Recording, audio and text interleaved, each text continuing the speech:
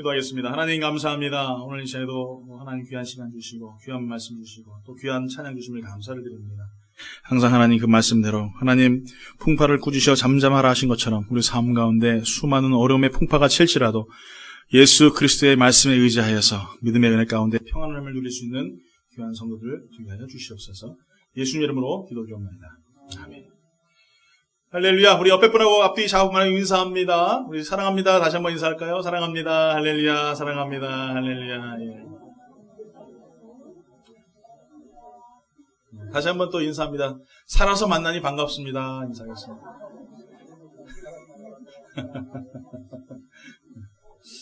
예, 제가 2002년인가요? 2001년에 만나?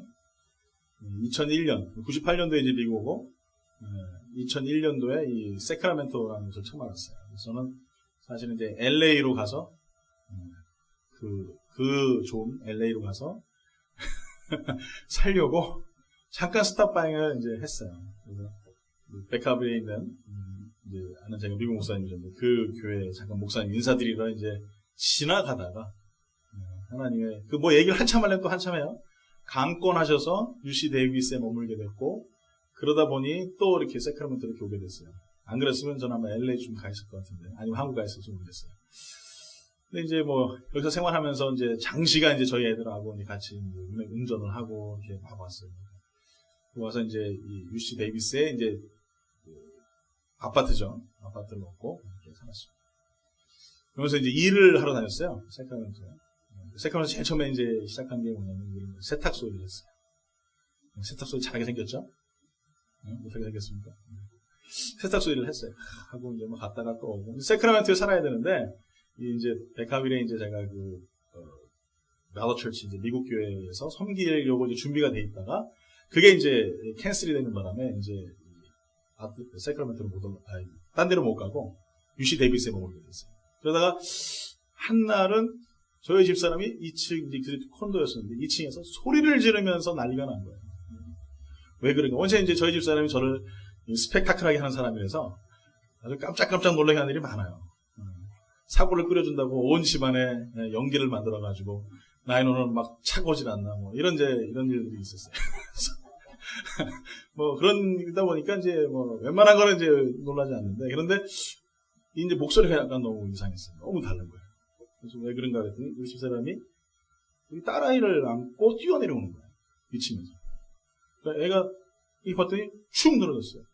그래서 왜 그래? 그랬더니 숨을 안 쉰대요. 숨.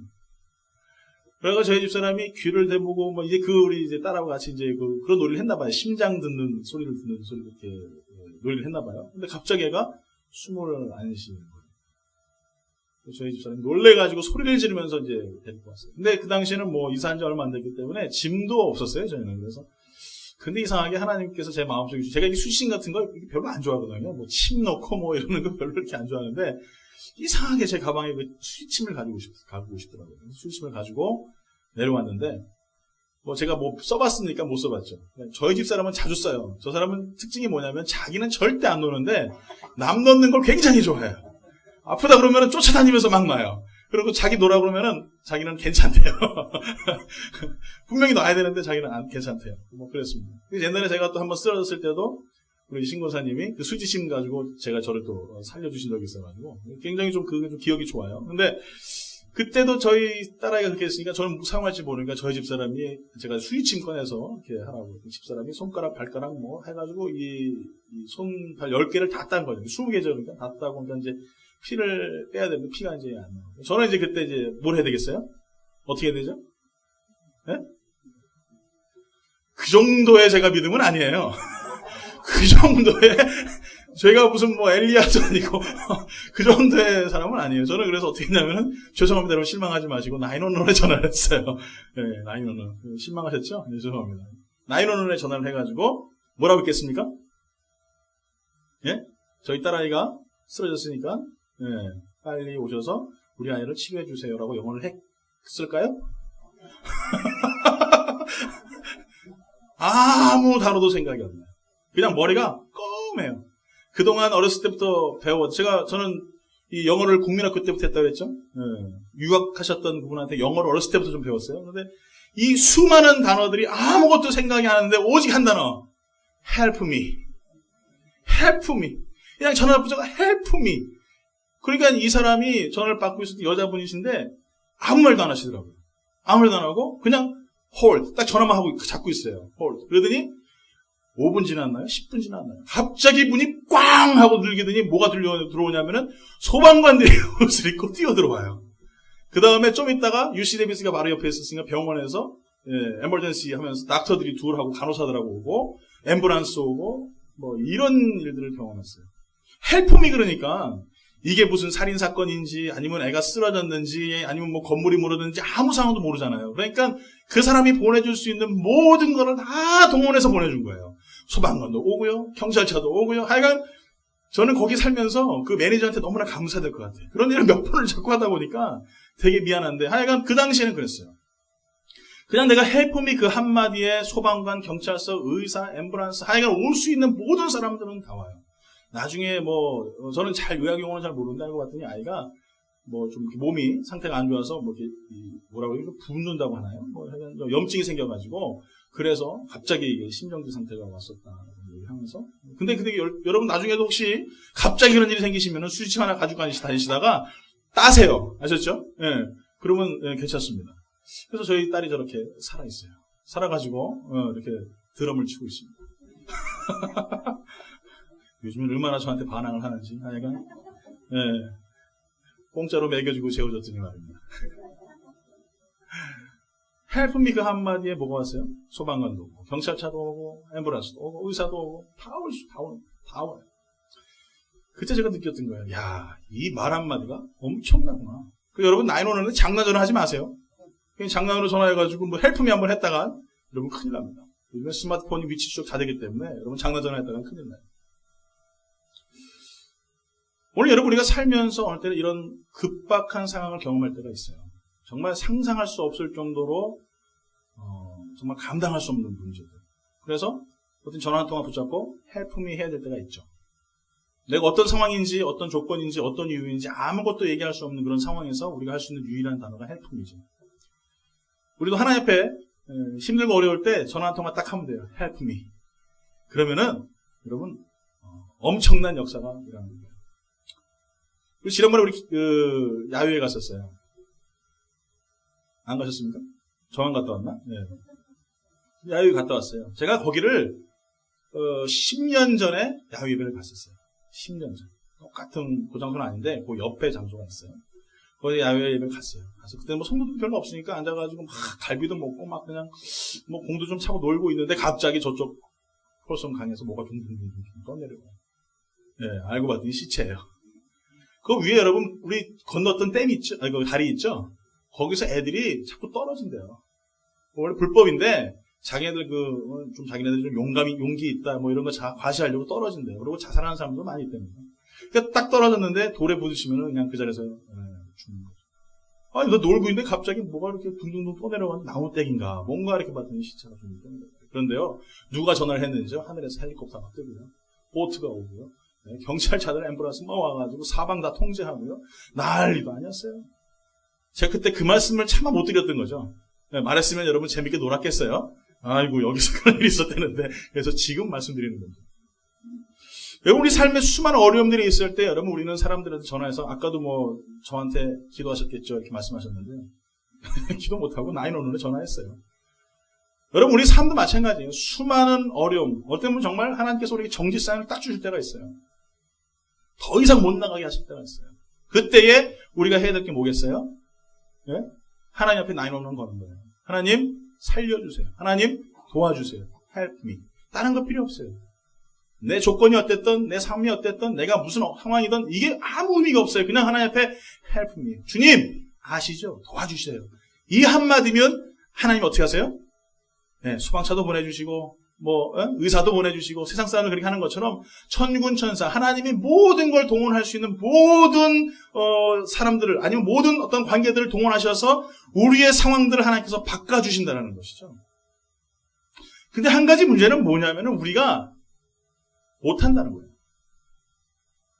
저는 태어나가지고 911, 119 한국에서 전화해본 적 없어요. 112, 123도 전화해본 적 없고요. 아무데나 한 적이 없어요. 그런데 내 딸이 쓰러지니까 911이 눌러지다니까 자동으로요. 근데 여러분 정말 우리의 삶 가운데 수많은 어려움이 닥치고 고통이 닥치고 좌절이 닥쳤을 때 우리는 하나님 앞에 얼마나 많이 911을 눌러보냔 말이에요. 나중에 봤더니 앰뷸런스 타고 간 비용이 얼마예요? 800불? 그 당시에 800불이면 저희요 손이 달달달달 떨리는 돈이었었는데 그거 내라고 날아왔어요. 물론 안 냈지만 안 내도 됐었지만 보험세가 다 돼가지고 뭐 됐지만 어쨌든지 세상 방법으로 우리가 살아가면 돈을 차지하고 어쨌든지 도와줍니다. 그러나 하나님은요 일전도 우리에게 하지 않습니다. 내가 하나님을 찾고 하나님을 부르짖기만 하면 하나님은 우리에게 찾아오셔서 우리의 문제와 상황과 환경과 조건들을 바꾸시기 원하시고 하나님의 관계 속에서 우리를 더욱더 성장시키고 성숙시키기 원하신다는 거예요. 그런데 문제는 뭐냐? 내가 이것을 사용하지 않아요. 참 답답한 일이죠. 지난주에도 제가 구역장들한테 나와라요 송을 보내드렸어요. 다 보셨어요? 네, 나와라요, 나와라요. 네, 새벽 예배 나와라요. 그러면서 보신 분도 계시고 안 보신 분도 계시겠지만 나와라. 새벽 예배 나와라. 같이 기도하자. 물론 농담적으로 제가 보내드렸지만 어쨌거나 여러분 중요한 건 뭡니까? 우리가 기도하는 그 현장으로 나갈 때에 하나님을 우리가 우리의 편으로 또 우리의 모든 삶으로 적용시키고 또 그 하나님을 또 우리가 사용하여서 쓸 수 있는 표현이 좀 경박스러울지 모르겠지만 하나님을 우리가 아름답게 사용할 수 있는 그런 삶을 살아갈 수 있다는 것이죠. 그런데 우리는 안 한다라는 거죠. 안 해요. 오늘 여러분 만약에 새벽 예배 나오면은 하루에 무슨 1000불씩 주겠다 그러면 여러분 안 나오실 분 계십니까? 벌써 눈빛들이 반짝반짝 하잖아요. 여러분 이게 우리가 기도하는 것들이 돈의 가치와 비교할 수 있겠어요? 하늘나라에 여러분이 새벽 예배를 드리고 하나님 앞에 기도하는 이 모든 것들이 차곡차곡 쌓이는데 우리는 계속적으로 핑계를 대죠. 뭐 때문에 안 돼요. 뭐 때문에 못해요. 뭐 때문에 할 수 없어요. 라고 이야기해요. 그런데 해보세요. 해보면 홍해가 갈라지고요. 요단강이 갈라져요. 문제는 뭐냐? 내가 사용하지 않으니까 문제라는 거예요. 여러분 다 스마트폰 있으시죠? 제가 또 우리 영광교회 스마트폰 또 고쳐주는 또 전문가입니다. 뭐 문제 생기면 저한테 들고 와요. 목사님 이거 안 만졌대요. 그렇죠, 하장로님? 맨날 안 만졌대요. 근데 만졌어요, 분명히. 그럼 엉망진창이에요. 다시 또 메스터폰 고쳐드리고, 그러고 다시 또 드리고, 뭐 그렇게 합니다. 근데 여러분, 솔직히 여러분 스마트폰 하나 여러분 잘 쓰세요?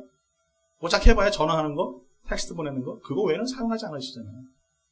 그러면서 최신 기종만 나오면 무조건 사요. 사용하지 모르는데. 그게 뭐냐고. 어플리케이션을 뭘 어떻게 사용하는지, 다운로드 어떻게 되는지, 뭐 아무것도 몰라요. 카카오톡에 제가 뭐 설교를 보내드리면은 그 설교를 어떻게 해가지고 다시 또 쉐어하는지 몰라요. 목사님이 어떻게 해야 돼요? 또 가르쳐주면 다음부터 또 가르쳐드려야 돼요. 뭐 이렇게 된단 말이죠. 여러분 스마트폰 하나도 제대로 사용하면요 정말 나한테 큰 도움이 됩니다. 잘 사용할 수 있어요. 그런데 이게 모르니까 사용하지 못하는 것뿐이에요. 오늘 여러분 우리 하나님에 대해서 얼마나 아세요? 하나님 많이 아세요? 우리가 하나님을 알지 못하니까 하나님을 잘 누리지 못해요. 하나님이 우리에게 주시는 놀라운 축복의 선물들을 들고 우리가 살아가면서 이게 뭔지를 잘 모른다는 거죠. 그게 뭘까?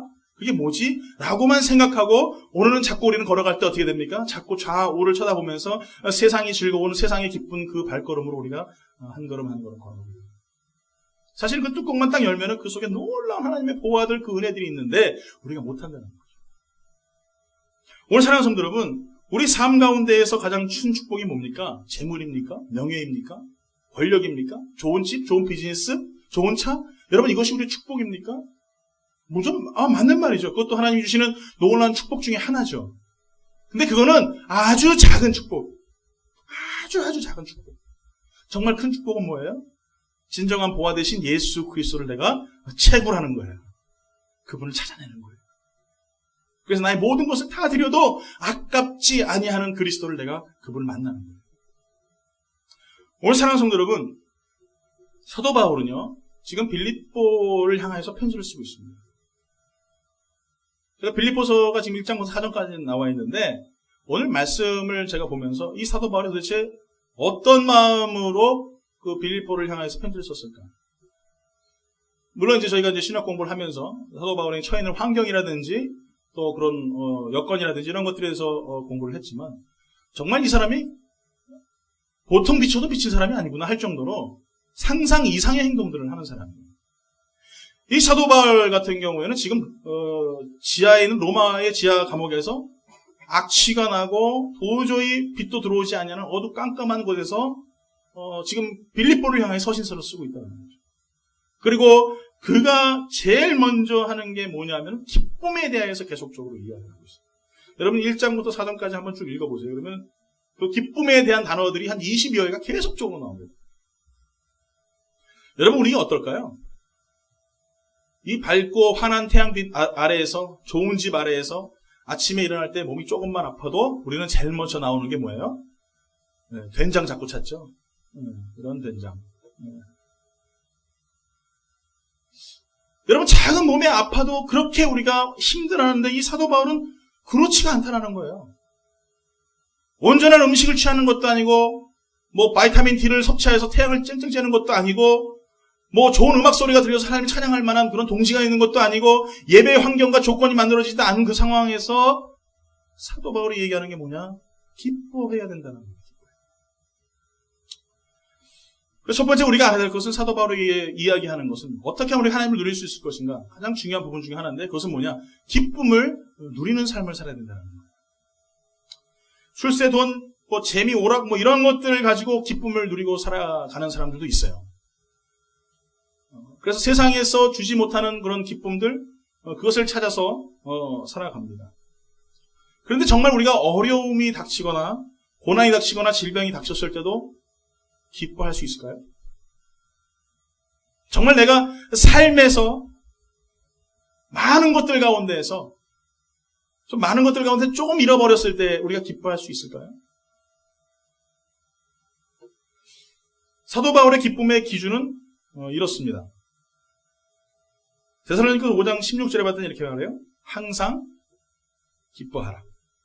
네, 영어로 be joyful always.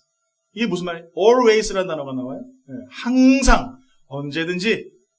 그러니까 사도 바울의 기쁨의 기준은 내가 좋을 때만, 내가 복받을 때만, 아니면 내가 좋은 날씨가 있을 때만, 건강할 때만 기쁜 거죠.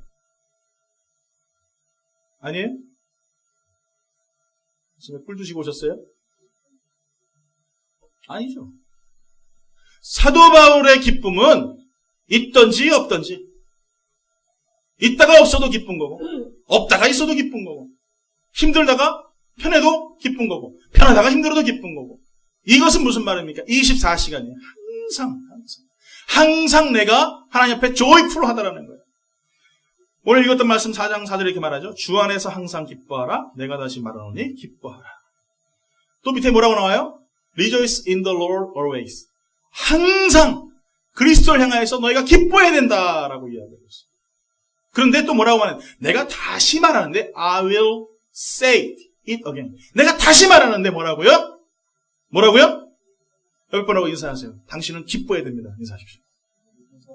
할렐루야. 예, 믿습니까? 근데 어떻게 기뻐해야 돼요? 항상, 언제든지, 어느 때든지, 어느 곳에서든지 하나님을 향한 기쁨, 그 소망, 그 즐거움이 나의 삶 가운데서 계속적으로 찾아온다. 이것이 사도 바울의 기쁨의 기준이었어요. 자, 그렇다면 우리의 모습은 어떨까요? 여러분 정말 기쁘세요? 기쁘세요?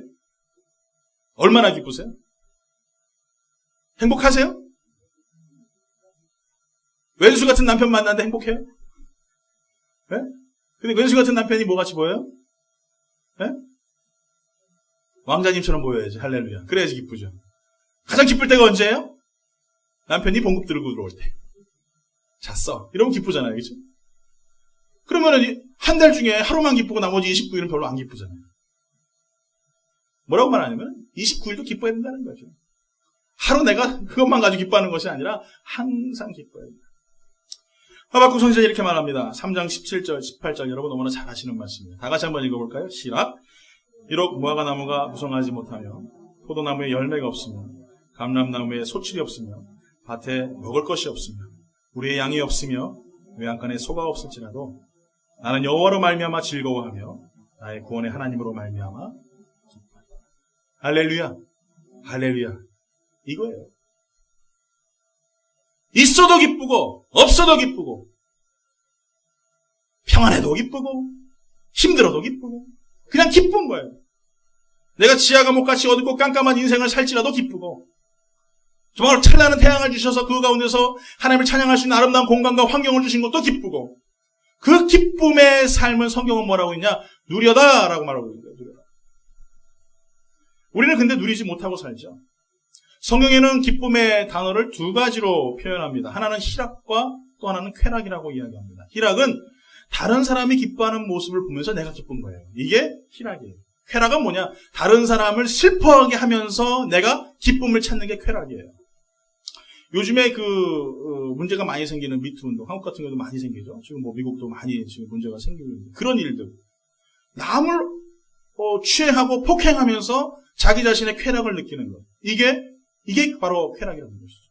성경은 그런 기쁨을 원하지 않으십니다. 하나님은 다른 사람이 기뻐하는 것을 기뻐하시는 거예요. 예수님도 그래서 다른 사람이 기뻐하는 모습, 그래서 그가 십자가에 달리셨어요. 그 기쁨을 보시기 위하여서. 그리고 친히 부활하셔서 다시 오신다라고 말씀하고 계세요. 그래서 주님께서 우리에게 주시는 기쁨은 바로 그거예요. 예수 그리스도의 십자가를 바라보고 그 십자가로 말미암아 구원받는 하나님의 자녀가 늘어나는 그 기쁨. 그러다 보니 내가 어떻게 되겠어요? 전도할 때 어느 때는 사람들한테 욕을 먹기도 하고 따기를 맞을 때도 있고 침뱉음을 당할 때도 있고 조롱을 당할 때도 있어요. 그런데 그 사람이 예수 믿고 구원받으니 그것이 나의 기쁨이 된다는 그 기쁨. 그래서 예수님도 그렇게 십자가를 지셨다는 사실을 아는 사람들, 그 기쁨을 가지라고 말씀하고 계시는 것이죠. 오늘 여러분, 우리가 기쁨을 추구하고 이 희락을 추구하는 것이 우리 힘으로 될까요? 돼요? 제가 여러분에게 지금 항상 기뻐하라고 얘기하는데 저도 안 되는데 무슨 기쁨을 어떻게 얘기하겠어요?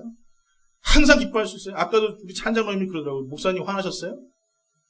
아니요. 제가 웃지 않으면 얼굴이 이게 드라이 돼 있으면 좀 무섭게 좀 생겼나 봐요. 그러니까 목사님 화나셨어요? 아니요. 안 웃으면 이렇게 돼요. 그냥 가만히 있어도 얼굴이 이렇게 선한 얼굴이 아니잖아요. 그게 착한 얼굴이 아닌데, 하여간 웃어야죠, 그래도. 이 사람의 힘으로 되냔 말이에요, 이게 웃는 게. 항상 바보도 아니고 말이에요. 시시시 웃고 다닐 수도 없고 말이에요. 안 그러면 또 사람 화난 것처럼 보이고 말이에요. 이게 참 답답해 죽겠어요. 그러니까 여러분 제가 얼굴 찡그리고 화난 게 아니라 태어날 때부터 그렇게 태어났어요. 그러니까 여러분 이해하세요. 아시겠습니까? 네, 할렐루야. 그러니까 여러분, 우리 목사님, 저렇게 얼굴이 안 웃어도 항상 마음에 기쁨이 넘치는구나. 이렇게 생각하시면 돼요. 여러분, 근데 그 기쁨을 우리가 계속 유지하냔 말이에요. 안 되잖아요. 내가 기대치에 도달하지 못하면 실망해요. 그렇죠? 내가 뭔가 소유하고 싶은 것을 소유하지 못하면 어떻게 돼요? 상처받아요. 남들에게 난 좋은 것을 대접했는데 남들이 나에게 아픈 말을 해주면 어때요? 마음이 괴로워요? 그럼 기뻐요? 안 기쁘죠. 그러니까 성경은 뭐라고 말합니까? 로마서 14장 17절 이렇게 말해요. 하나님의 나라는 먹는 것과 마시는 것이 아니요 오직 성령 안에 있는 의와 평강과 희락이다. 뭐라고요? 성령 안에 있는. 성령 안에서 우리가 뭘 느끼게 되냐? 의와 평강과 희락을 가져야 된다라고 말하고 있는 거예요. 그럼 밖에서 여러분 찾지 마세요. 밖에서. 내가 성령 안에 있어야지. 그 안에 있어야지 내가 기쁨을 누리고 희락을 느끼며 살아가는 것이지. 교회 밖에서 또 아니면 성령 밖에서 무엇인가 했을 때 그 기쁨은 결코 오래가지 못한다는 것이죠. 여기서 헬라어로 여기서 아내라는 이 전치사는요, 인격적이고 가까운 관계를 의미하는 거예요. 인격적인 관계. 우리가 서로가 아는 관계, 깊은 관계. 저 사람이 집에 젓가락까지도 다 알고 숟가락까지도 다 아는 그런 인격적인 관계. 성령님이 내 형편을 너무나 잘 아시는 그런 관계. 그거예요. 그런 관계 속에서 어떻게 너희가 그 안에서 기뻐해야 된다.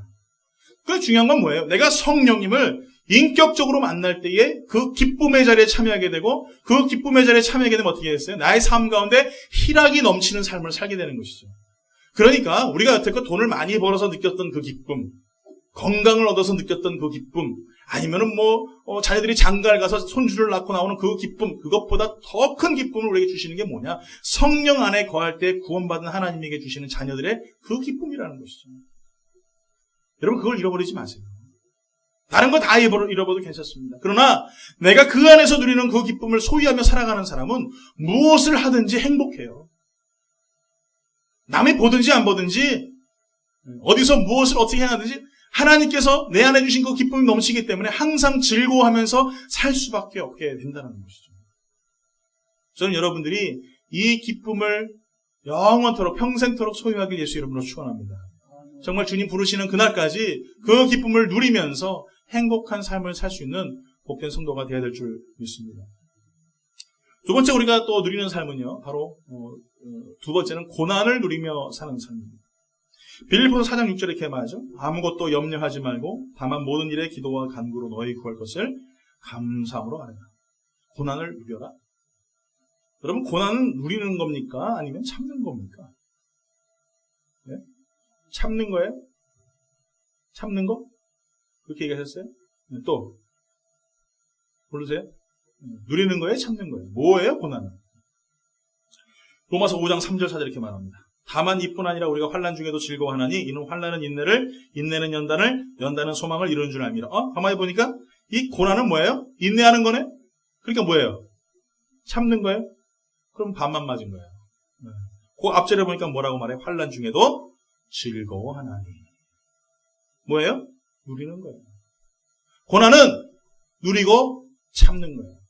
참는데 그냥 참는 게 아니라 내가 참 나중에 봐라 가만히 안 둘 거야.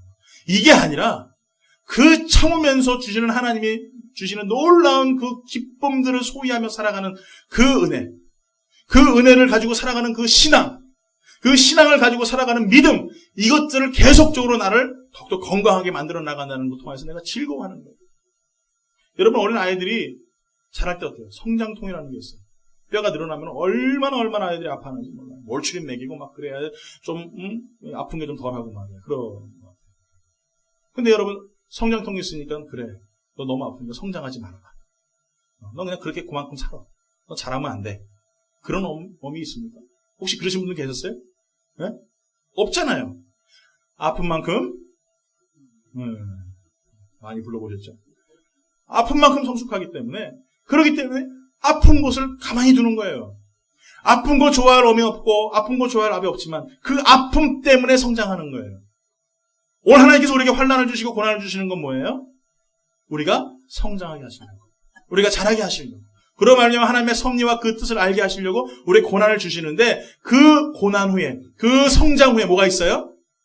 예, 내가 즐거움을 얻을 수 있다는 거예요. 내가 누리는 삶을 살아갈 수 있다는 거예요. 오늘 보니까 환난 중에 즐거워하나니 이렇게 말하고 있어요. 사도 바울이 정말 미치지 않고서는 이렇게 얘기할 수 없을 것 같아요. 그런데 그가 가지고 있는 이 환난, 이 고난은 소망이라는 단어가 항상 따라가고 있다는 것이죠. 지금은 내가 힘들고, 지금은 내가 지치고, 지금은 너무나 괴롭지만, 그런데 언젠간 하나님께서 내가 마지막 주님 앞에 서는 그날 나에게 놀라운 축복을 주실 것이라는 그 믿음이 있기 때문에, 그러기 때문에 그 소망으로 살아가는 거예요. 그렇기 때문에 기독교인들은요, 환난을 당하고 어려움을 당하고 고난을 당할 때에도 좌절하지 않고 실망하지 않는 이유가 뭔지 아십니까? 많은 예수 믿는 사람들이 순교를 당하고 죽음을 당하면서도 결코 걱정하고 근심하지 않는 이유가 무엇인 줄 아십니까? 바로 이 소망이 있기 때문에 그래요. 소망이 있으니까 고난을 당해도 즐거운 거예요. 마지막에 죽임을 당하면서도 할렐루야 주 예수여 어서 오시옵소서라고 고백할 수 있는 거예요. 여러분, 고난을 당하면 당할수록요, 예수 믿는 사람들은 더 단단해지고요, 예수 믿는 사람들은 더 기뻐하고요, 예수 믿는 사람들은 더 행복해해요. 오늘 여러분, 그렇기 때문에 상곡회 백합화가 말입니다. 가시에 찔려가지고 진물을 질질질 흘릴 때에 온 천지가 백합화의 향기로 진동하지 않습니까? 바로 그런 거예요. 찔리면 찔릴수록 예수의 향기를 막 나타나요. 고난이 찾아오고 가시덩굴에 내 몸이 갈갈이 찢어져서도 하나님 앞에 찬양하며 영광 돌리며 기뻐하며 살아가는 거예요. 그게 고난을 누리는 삶이에요. 오늘 여러분, 고난 없는 사람 어디 있어요? 다 고난 당하죠. 그 고난 가운데 여러분 상처 안 받는 사람 어디 있어요? 여러분, 목사가 이렇게 가만히 있으니까 여러분 상처 안 받을 것 같아요? 상처 준 사람 얼마나 많은데요? 영광교회 성도인데 단 한 명도 없는 줄 믿습니다. 아멘? 대답들을 안 해요. 목사 상처 받죠? 안 받겠어요? 그런데 어떻게 해요? 푹 찌르면은요, 아, 할렐루야. 어떻게 하라 했어요? 제가 고난 당하면 아싸. 그러라 그랬죠? 아싸 하면서 이기는 거예요. 아, 또 나에게 하나님께서 놀라운 축복을 주시는구나, 은혜를 주시는구나. 아, 내 몸속에서 할렐루야 주 앞에 영광 돌리면서 온 천지에 샤론의 백합화의 향기를 내뿜게 하시는구나. 이 믿음 가지고 살아가는 것이지. 아유, 여러분, 고난 안 당한, 상처 안 당한 사람이 어디 있겠어요? 여러분, 나중에 여러분 영적으로 보시면 제 몸에는요, 아마 그냥 찔려가지고 말이에요, 가시 찔린 게 엄청나게 많을 거예요. 물론 여러분도 그러겠죠. 오늘 여러분 안 당하는 척 하면서 사는 것도 굉장히 힘들어요. 그렇죠? 예. 힘든데 안 힘든 척 하는 것도 굉장히 힘들어요. 근데 목사가 앉아가지고 설교 시간에 힘들어 죽겠어요, 여러분. 살려주세요. 뭐 이런, 그럴 수는 없잖아요. 그러니까 안 당하는 척 하면서 살지만, 그러나 영혼은 그렇지 않다는 거예요. 힘들고, 어렵고, 막, 정말 감당할 수 없는 수많은 짐들, 주님, 내가 이것을 어떻게 이길 수 있어요? 하나님, 나는 할 수 없어요. 나는 너무나 부족합니다라고, 그렇게 하나님 앞에 나아요. 그랬더니 성경에서 이렇게 말합니다. 야고보서 5장 13절에. 너희 중에 고난당한 자가 있느냐? 그는 기도할 것이요. 즐거워하는 자가 있느냐? 그는 찬송하자. 뭐라고요? 기도하란 말이에요. 우리가 고난당하고 어려움이 당하면요, 너 기도하라.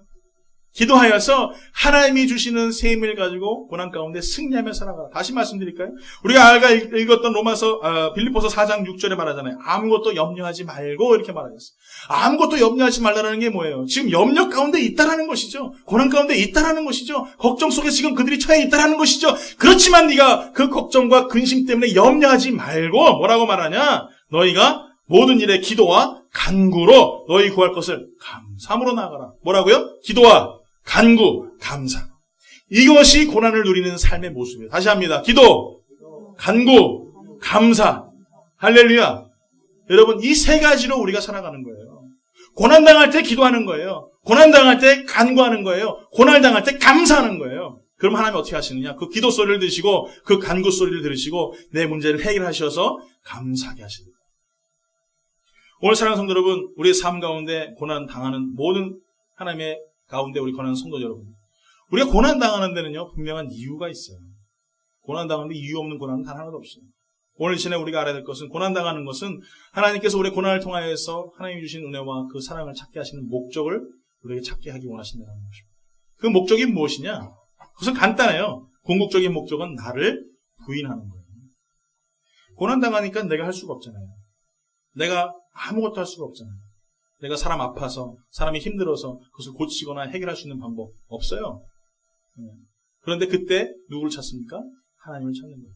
그 고난 중에 있을 때 하나님을 바라보고 하나님을 의지하며 살아가는 거예요.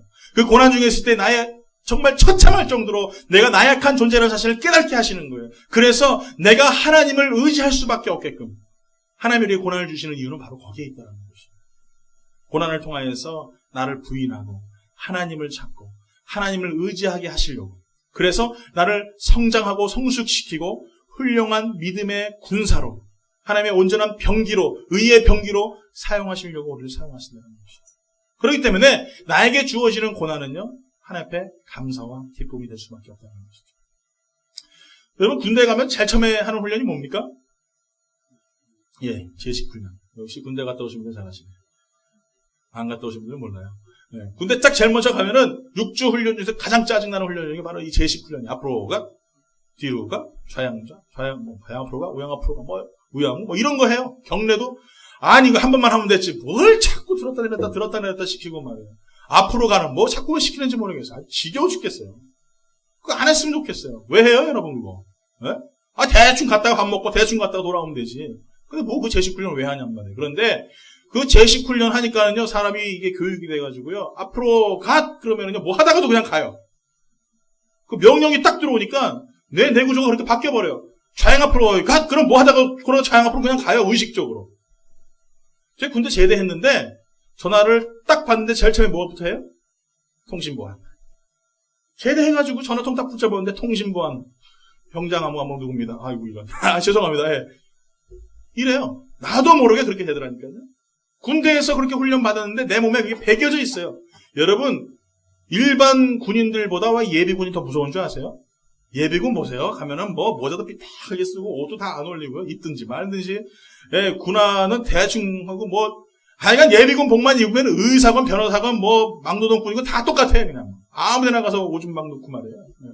막 그래요. 총도요 그냥 질질질 끌고 다녀요. 근데 예비군 왜 무서운 줄 아세요? 그들이 30개월 동안요, 그 트레이닝을 받았기 때문에, 안 보고도요, 크레모아 설치하고요, 안 보고도요, 총설 하고요, 지뢰 매설하는 거, 여러분, 철조망하는 거 다 해요, 다. 예? 그래서 예비군들이 무서워요. 그 교육이 그래서 무서운 거예요. 하나님의 우리에게 고난을 주시는 줄 아세요? 바로 그거예요. 앞으로 그러면은, 앞으로 가는 사람으로 만들려고 하는 거예요. 차렷, 그러면 그 자리에서 차렷하는 거예요. 이 훈련시키시는 거예요, 하나님께서요. 우리 영광교회 왜 하나님 고난 주시고, 여러분의 가정에 왜 고난 주시고, 하나님이 여러분의 삶 가운데 왜 고난에 이 훈련을 시키시느냐? 바로 이거예요, 이거. 앞으로 가! 잠깐만요, 하나님. 생각해보니까 앞으로 가면 지금 큰일 날 것 같아요. 조금만 쉬었다가 앞으로 가면 안 될까요? 이거 안 하게 하시려고 하시는 거예요. 그래서 하나님 우리가 뭐라고 말씀하시냐? 우리를 의의 병기다 이렇게 말하고 있는 거예요. 할렐루야. 여러분에게 묻습니다. 여러분 의의 병기입니까? 악의 병기입니까? 할렐루야. 맞아요, 여러분. 의의 병기인데 조금 모자라지, 그쵸? 예. 앞으로 가! 그러면은 뒤로 막 도망가고 말이에요. 예? 요즘 군대 보면 뭐 다들 걱정들 많이 하시더라고요. 전쟁 나면은 다 도망갈 사람밖에 없다고. 예. 훈련들 제대로 안 하고 너무 짧아가지고 말이에요. 예. 그래도 여러분 걱정하지 마세요. 전쟁 나면은 그 훈련 받은 게 있기 때문에 앞으로 가면 가는 거예요. 오늘 여러분 우리 삶 가운데서도 우리가 왜 자꾸 문제가 생기고 어려움이 생기는데 실패하는 줄 아십니까? 하나님께서 고난 주시면서 앞으로 가라고 하는데 안 가기 때문에 그런 거예요.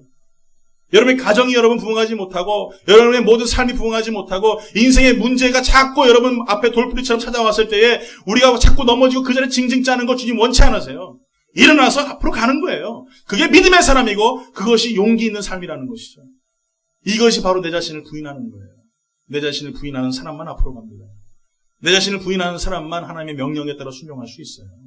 그래서 하나님 우리에게 고난을 주시고 그로 말미암아 앞으로 가서 하나님의 영광의 그 놀라운 일들을 피 흘리기까지 싸우게 하시려고 하는 것.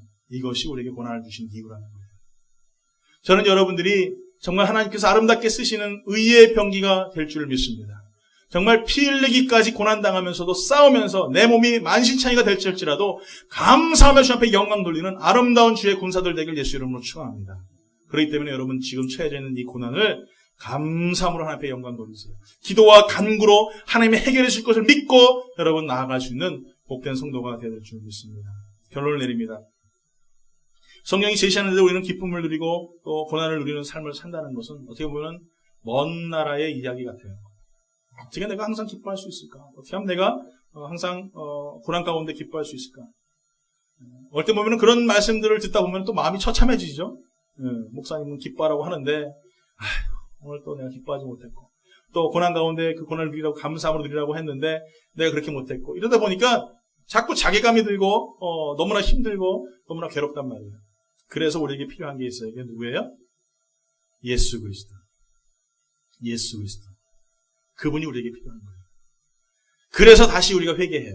주님 기뻐하지 못했어요. 주님 내가 고난을 믿음으로 승리하지 못했어요. 기도와 간구와 감사함으로 이기지 못했어요. 그래서 회개해요. 그럼 주님 찾아오시죠. 괜찮다 얘야. 내가 너와 같이 있지 않니? 내가 너를 위로하고 내가 너와 동행하리라 하면서 다시 한번 어때요? 우리는 용기를 얻고 그리스도께서 주시는 일들을 감당해 나가는 거예요. 여러분 아프면 어디 가세요? 병원 가시죠. 여러분 집에 전기가 망가졌어요. 그럼 누굴 찾아요? 목사님 찾지 마세요. 전기공 부르시면 돼요. 뭐 자동차가 망가졌어요. 그러면 누굴 찾아요? 박장서 집사님 찾지 마세요. 전문가들 부르는 거죠. 문제가 생기면 전문가를 찾아가는 것이죠. 그게 당연한 거예요. 그게 그렇게 돼야 돼요. 근데 우리는 여러분 어때요? 문제가 찾으면 누굴 찾아야 돼요? 예, 우리 하나님 찾아야죠. 그건 당연한 거예요. 고난 덮쳤을 때, 괴로움이 닥쳤을 때, 슬픈 일 만났을 때, 내 방법, 내 해결대로 안 될 때에 그때 누굴 찾아요? 예, 우리 주님 찾는 것이죠. 성령님의 은혜를 구하는 것이죠. 오늘 여러분 우리 삶 가운데 진정한 치료자는 누구십니까? 우리 삶 가운데 진정한 상담자는 누구십니까?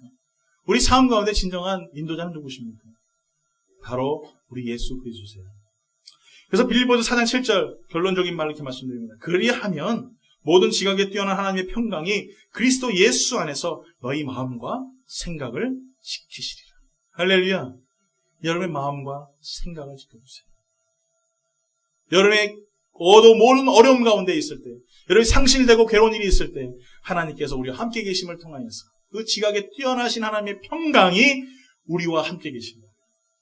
오늘 여러분 그 말씀을 붙잡고 다시 한번 나의 모든 것을 지키신다는 그 놀라운 엄청난 사건을 다시 한번 우리의 모습을 돌아보면서 그 사건 앞에서 내가 나와 주님과 동행하는 믿음의 삶, 그것이 얼마나 소중한지, 내가 주님 앞에 얼마나 나의 모든 것을 맡기며 살고 있는지 여러분 다시 한번 나의 모습을 돌아보시기 바랍니다. 의사를 만날 때 돈도 내야 되고 전기하는 사람 부르면 전기 수리하는 비도 내야 되지만 우리는 주님 찾아가면요. 주님 차지하지 않으세요.